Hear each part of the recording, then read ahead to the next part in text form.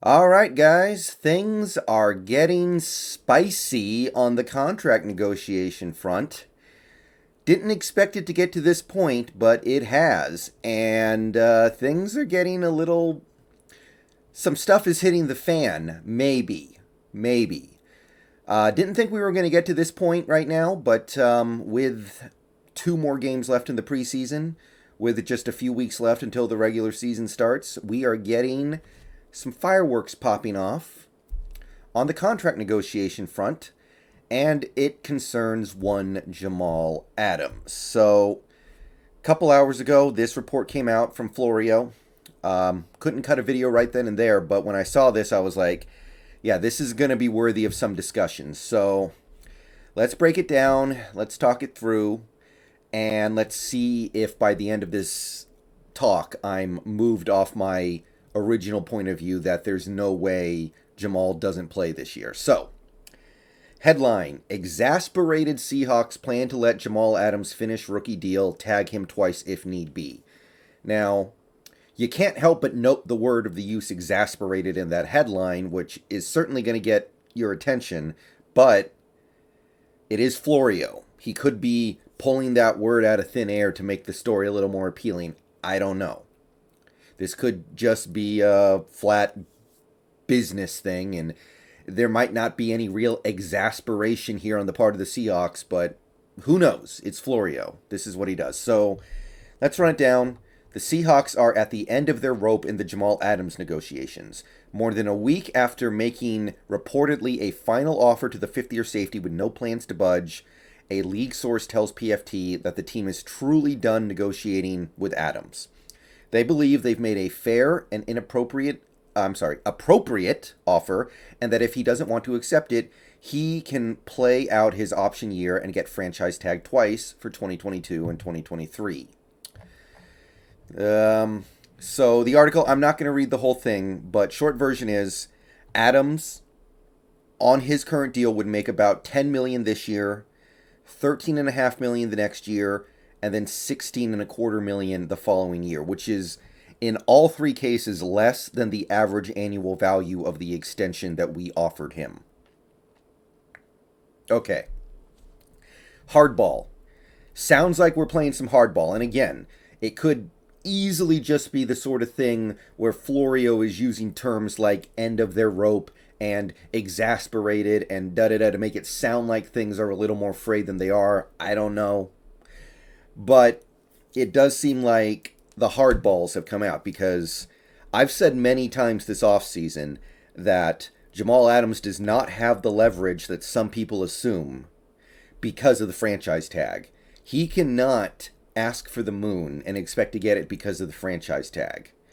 Well, not only can he not ask for the moon, but apparently he can't even ask for too many satellites orbiting the Earth. I don't know. That metaphor kind of fell apart, but the point is, we're digging in, and we're digging in over $2 million in guaranteed cash versus non-guaranteed cash, and the positioning of the guaranteed money. We're not even digging in over tens of millions of dollars or actual value. This is a tiny amount of guaranteed money and the timing in which that guaranteed money is divvied out. And look, I don't know how this ends exactly. I have to say, being in the position that we are in right now, I kind of like it. Now that we're here, I do kind of like it. We're basically just saying, okay, go ahead, sit out a year of your prime, sit out 3 years of your prime. We don't care. I kind of like it because, look, I like Jamal. I'm not here to speak negatively of Jamal. I'm not one of those people who thinks he's terrible in coverage. I'm not one of those people who thinks he's a glorified linebacker. I don't think any of that. But at the end of the day, the offer we have reportedly made to him is very fair. Makes him the highest paid safety in NFL history by a decent margin. Very fair offer. And if Jamal is really willing to go to the mattresses over insignificant amounts that are not even tied to the value of the contract, then, okay, we're going to play hardball now. We're going to bust out the franchise tag. And I had people, a lot of people in my videos, in my comments, in my chats say, hey, we can't franchise tag him. We promised we wouldn't when we traded for him. Well, looks like that wasn't the case. Or at the very least, if it was the case, I guess we're going back on it. But I think more than likely, it was never part of the deal. So the guillotine has been set above Jamal. If you want long-term security and if you want to maximize your earnings over the next few years, you better sign that deal. You better not let no $2 million in guaranteed money and, little fine print get in between you and signing that contract.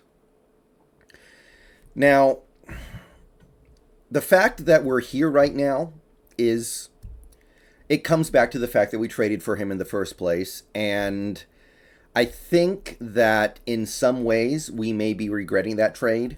I was very mixed on the trade when we made it.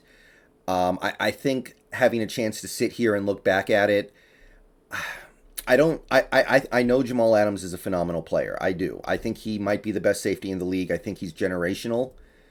But at the same time, I don't believe he's making this defense that much better single-handedly. I don't think he's maybe he comes as close to as you can for a safety, but I don't believe he's transforming this defense single-handedly from a bad unit to a good unit or an average unit to an elite unit. So maybe it's bad that we're in this position at all. Maybe it's bad that we traded for him in the first place, and that may very well be the case. But now that we're here, I kind of like that we're just saying, look, we hold cards too. You've got some cards, so do we. And we're not going to get pushed around here, because if we get pushed around by one guy, we can get pushed around by other guys. And I think the original point that I made last week when talking about Jamal Adams' stance, he is not going to sit the season out over $2 million in guaranteed money. That would be beyond stupid. And he's also not stupid enough to miss a year of his prime. He's not stupid enough to play on a effectively 1 year, $10 million deal when he's worth way more than that. And he's also worth long-term security that we have offered him. And he's not stupid enough to subject himself to a scenario where he's going to be making less money over the next 3 years than he would have if he just signs the contract that's in front of him right now. If he agrees to this arrangement of 2 franchise tags and you play this year out, over the next 3 years, he will be making, about $40 million? Whereas if he signs the extension, he's going to make over $50 million and have long-term security and know that he's, locked in to a certain amount for at least this many years. Like, this is a no-brainer, okay? Especially because 4 years, $70 million is apparently A-okay by him. So I kind of like that we're digging in. I have to admit, I like it. I think that we hold leverage here that a lot of people are not giving us credit for. And I think that when Jamal Adams takes a look at things objectively, nobody in this universe is stubborn enough to say, I would rather have no long-term security and $40 million over the next 3 years than long-term security and about $50 million over the next 3 years. So yeah, okay. That's really what I can say about this. I did not think things were going to get this spicy. I did not think... I knew Jamal Adams was a little stubborn. The fact that we haven't already signed a contract proved that. I didn't think he was going to be this stubborn. I'm interested to see what happens next. And it feels like things have flipped a little bit. It seems like this Seahawks team is embracing their leverage. Not only do they have leverage in terms of their franchise tag and the fact that Jamal is still under contract as of right now, not only do they have leverage over him in that this is a year of Jamal Adams' prime that he can never get back if he gives it up, we also kind of have leverage in the fact that we have good safeties even without Adams. And I understand that Jamal is far and away our best safety. But if we have to go into this season with Blair and Diggs as our safeties, with Ryan Neal backing them up, there are teams out there that would kill for that arrangement, honestly. So add it all up, and it makes a lot of sense why we need to put the ball in Adams' court. So now that we're here in this situation where Adams is deciding to grandstand over what sounds like a very small amount of money, I kind of like that we're just telling him to be like, look, We've already offered to make you the highest paid safety in NFL history. Take it, or you're going to make a lot less money over the next 3 years. Just sign this thing, or we will bring out the nuclear option. We are not afraid to pull out that nuclear button and push it in the form of the franchise tag. Now, being here does kind of suck, and maybe that goes back to the decision to trade for Jamal Adams in the first place. That's a different topic, and we obviously can't go back in time and change that. I think that with the way things are playing out, we probably should not have pulled the trigger on that one.